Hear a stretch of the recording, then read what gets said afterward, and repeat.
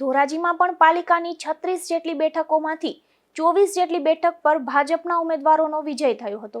ત્યારે આજે સર્વાનુમતે પ્રમુખ ઉપપ્રમુખની વરણી કરાઈ છે, જેમાં પ્રમુખ તરીકે ભાજપમાંથી ચૂંટાયેલા સંગીતા બારોટની વરણી અને ઉપપ્રમુખ તરીકે ભાજપમાંથી ચૂંટાયેલ ચિંટુ કોયાણીની વરણી તેમજ કારોબારી ચેરમેન તરીકે ભાજપમાંથી સીસી અંટાળાની વરણી કરવામાં આવી છે।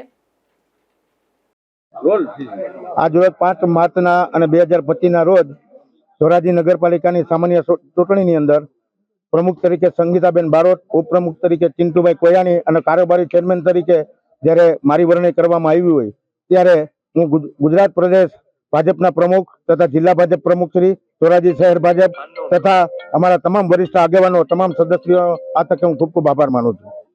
ધારાસભ્ય શ્રી, સંસદ સભ્ય શ્રીઓનો પણ વિશેષ આભાર માનું છું કે એને અમને આજે જવાબદારી સોંપી છે એ પાર્ટીએ સોંપેલી જવાબદારી અને પ્રજાએ મૂકેલા વિશ્વાસને અમે ક્યારેય એડે નહીં જવા દઈએ। નરેન્દ્રભાઈ મોદી સાહેબ, અમારા ભૂપેન્દ્રભાઈ સાહેબ તથા અમારા ધારાસભ્ય શ્રી નરેન્દ્ર